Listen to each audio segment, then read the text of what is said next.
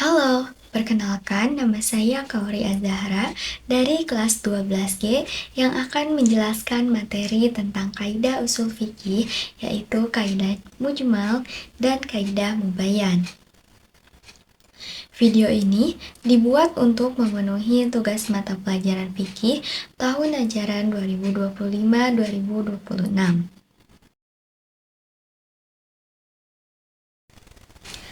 Oke, untuk yang pertama yaitu kaidah mujmal. Nah, mujmal menurut bahasa yaitu global atau terperinci. Sedangkan menurut istilah, mujmal yaitu lafaz yang belum jelas artinya yang tidak dapat menunjukkan arti yang sesungguhnya jika tidak ada keterangan lain yang menentukannya. Ketidakjelasan ini disebut dengan ijmal. Nah, lafaz mujmal ini adalah lafaz yang samar. Dari segi sigot sendiri, tidak menunjukkan arti yang dimaksud. Tidak pula dapat ditemukan qarinah yang dapat mengantarkan kita untuk memahami maksudnya. Tidak mungkin pula dapat dipahami arti yang dimaksud kecuali dengan penjelasan dari syar'i atau pembuat hukum sendiri, atau dalam hal ini dari hadis Nabi Muhammad SAW. Yang kedua, ada contoh lafaz mujmal. Di antaranya ada dalam Quran surat Al-Baqarah ayat 228 yang berbunyi wal mutallaqatu yatarabbasna bi anfusihinna salasata quru. Artinya, wanita-wanita yang ditalak hendaklah menahan diri atau menunggu 3 kali quru. Quran Surat Al-Baqarah ayat 228. Nah, lafaz quru ini disebut mujmal, mempunyai dua arti, yaitu haid dan suci. Selain itu, makna di antara dua macam arti ini yang dikehendaki oleh ayat tersebut diperlukan penjelasan, yaitu bayan. Itulah contoh ijmal dalam lafaz tunggal.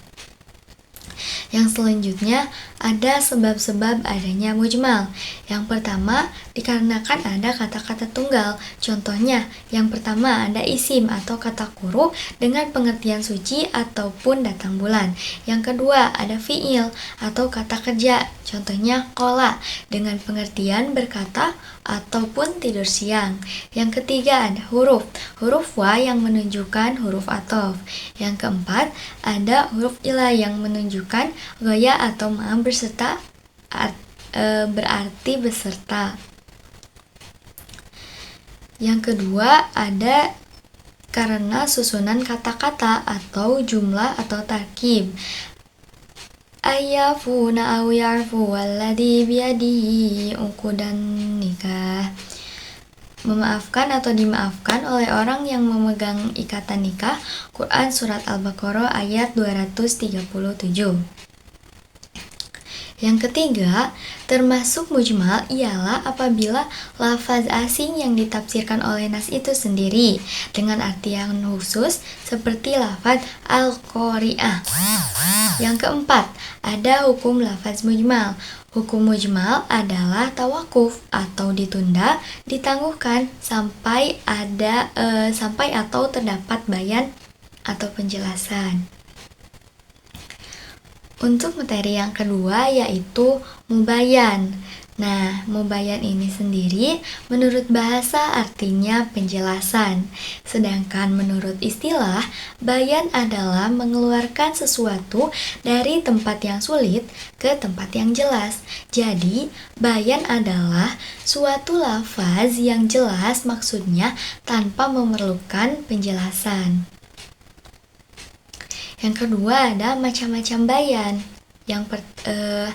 Macam-macam bayan yang pertama yaitu ada bayan dengan perkataan. Nah, penjelasan ini yang dilakukan melalui ucapan atau perkataan, baik secara lisan maupun tulisan. Contohnya adalah ceramah, pengajaran, atau dialog langsung menyampaikan maksud atau makna. Yang kedua, ada bayan dengan perbuatan.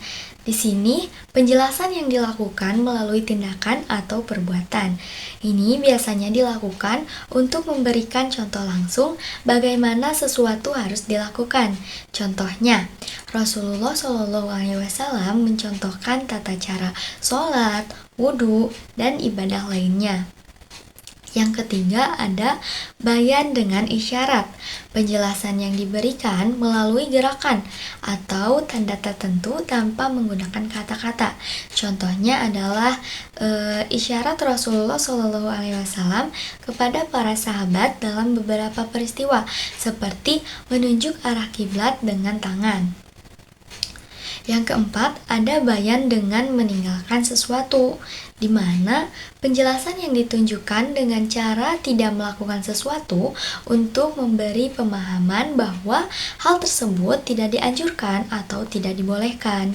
Contohnya, Rasulullah SAW tidak memakai daging yang diperoleh dengan cara riba, yang menunjukkan larangan atas hal tersebut. Selanjutnya, yang kelima, bayan dengan diam. Penjelasan yang dilakukan dengan cara tidak memberikan respon tertentu yang menunjukkan persetujuan atau tidak adanya larangan terhadap sesuatu. Contohnya adalah Rasulullah SAW diam terhadap tindakan yang dilakukan oleh sahabat yang tidak bertentangan dengan syariat, sehingga tindakan tersebut dianggap diperbolehkan atau takrir. Sekian yang dapat saya sampaikan. Mohon maaf apabila banyak kesalahan dan kekurangan.